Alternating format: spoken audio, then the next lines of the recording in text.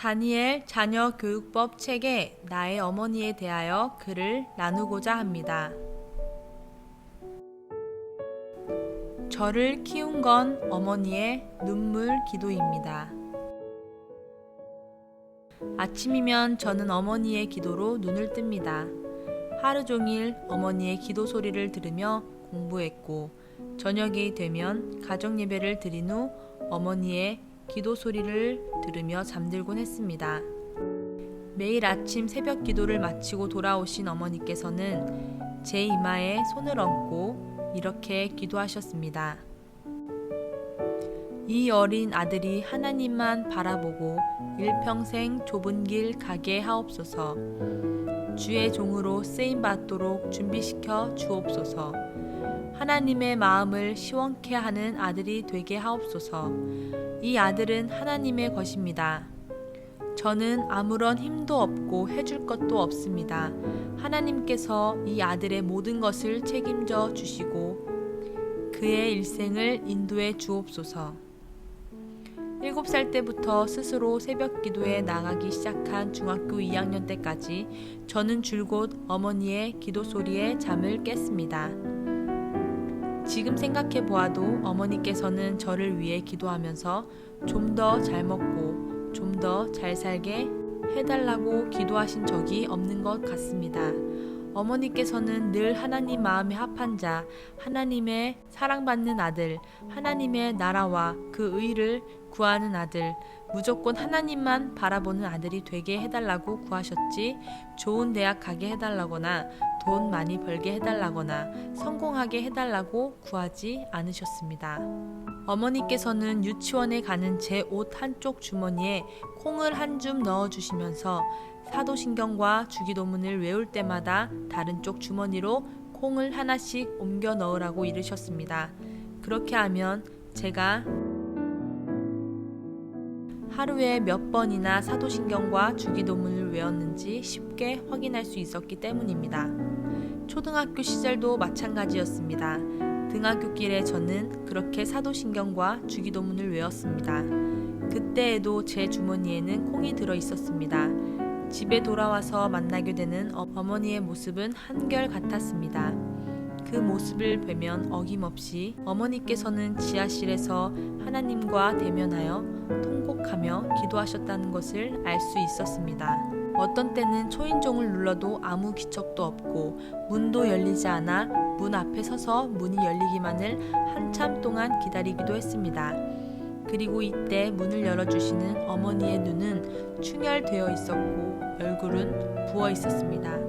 어머니의 얼굴에는 눈물, 콧물 흘린 자국이 남아 있었고 옷은 땀에 젖어 있었으며 이런 때는 지하실의 수건도 흥건히 젖어 있었습니다. 그 어머니가 저를 보고 맨 처음 하시는 말씀은 역시나 이런 것이었습니다. 우리 동안이 왔구나. 그래, 오늘 사도신경 주기도문은 몇 번 외웠니? 100번씩 다 외웠니? 이렇게 묻고 대답을 들으신 다음에야 배고프겠다며 점심을 차려주시는 분이 제 어머니셨습니다.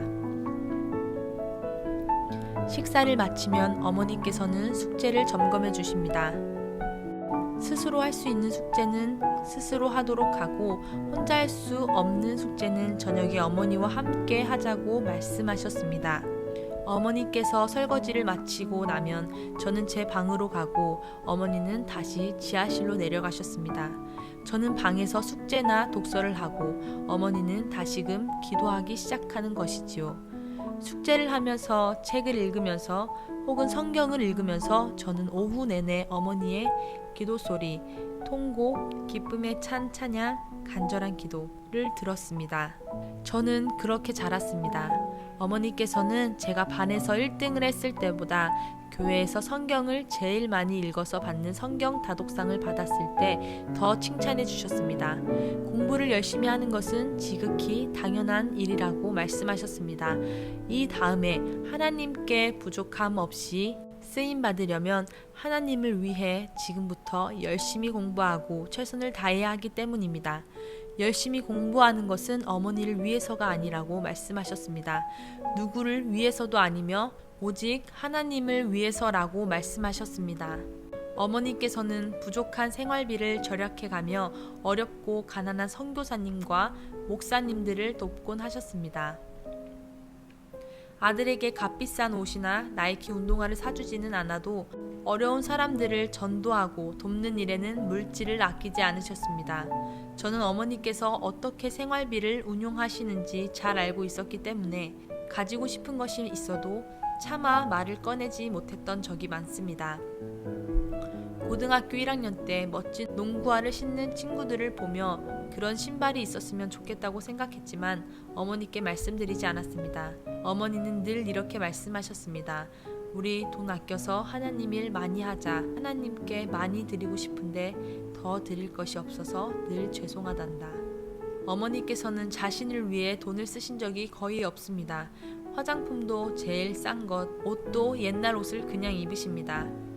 먹고 싶고 입고 싶은 것이 있어도 아끼고 또 아껴서 이름도 빚도 없이 고스란히 드렸습니다. 그러면서 천국에 저축하는 것이 가장 귀하다고 말씀하셨습니다. 어머니께서는 자녀들이 하나님께 복 받기를 소원하며 하나님과 하나님께서 맡겨주신 귀한 자식들을 위해 일평생 희생하셨습니다. 그러나 그 희생을 희생으로 여기지 않으실 뿐만 아니라 감사하고 있습니다. 초등학교 시절에 친구들이 집으로 전화하면 이런 얘기를 하곤 했습니다. 너희 집에 할머니 계시니?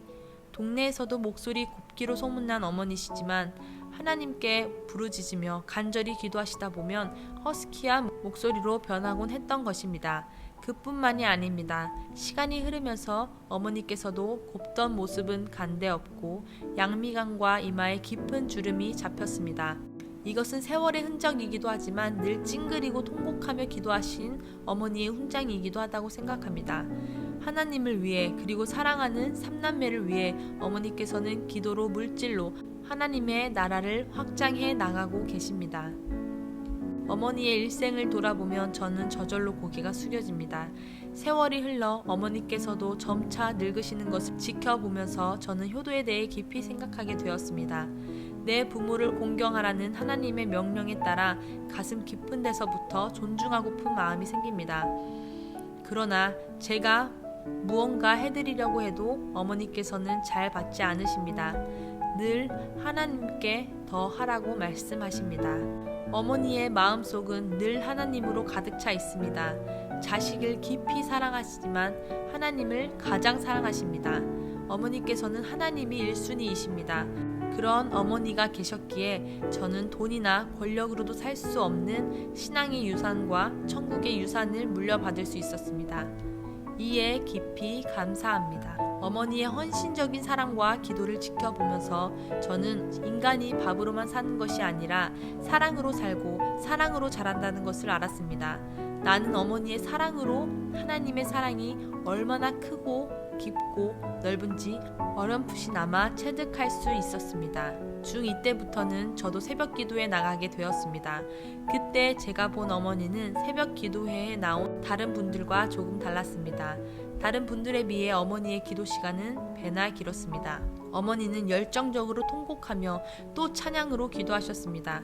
초등학생일 때도 가끔 어머니를 따라 새벽 기도회에 가곤 했는데 그때 저는 어머니께서 울면서 기도하시는 것을 보고 우리 집이 가난하고 자식들이 말을 잘 안 들어서 저러신다고 생각한 적이 있었습니다.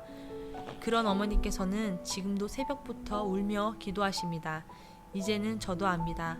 어머니께서 왜 그렇게 울면서 기도하시는지. 우리 집이 가난해서도 아니고 자식들이 속을 썩여서도 아닙니다. 하나님께 받은 은혜가 너무 크고 감사하기에 늘 울어도 그 눈물로도 다 갚을 수 없기 때문입니다. 죄악과 허물로 죽을 수밖에 없는 자신을 예수 그리스도의 대속으로 구원해 주신 하나님의 사랑에 감격하여 병든 몸으로 죽어가는 자신을 살려주신 그 하나님의 사랑에 깊이 감사하여 어머니는 새벽마다 우십니다. 사랑하는 자녀들이 일평생 하나님만 바라보고 하나님을 의지하고 하나님을 두려워하며 하나님을 자랑하도록 울며 기도하십니다. 신학대학원에 진학하고 교회사를 공부하면서 저는 놀라운 글을 발견했습니다. 어거스틴이 이런 말을 했습니다. 나는 하나님의 진리가 어머니의 기도와 성경 말씀을 통해 전해진다는 것을 믿습니다. 어거스틴은 어머니의 기도가 얼마나 중요한지 직접 경험했기 때문에 이런 말을 할 수 있었습니다. 어거스틴은 어머니 모니카가 수십 년간 뿌린 눈물의 기도로 방탕과 쾌락과 이단에서 헤어나 다시 하나님의 품으로 돌아올 수 있었고 마침내 최고의 신학자가 될 수 있었습니다. 나 역시 어거스틴처럼 말하고 싶습니다. 어머니의 통곡 기도와 성경 말씀으로 이 폐역한 21세기 쾌락과 물질 만능의 시대에도 우리가 이 시대의 다니엘을 꿈꾸며 다니엘로 쓰임 받을 수 있다고 말입니다.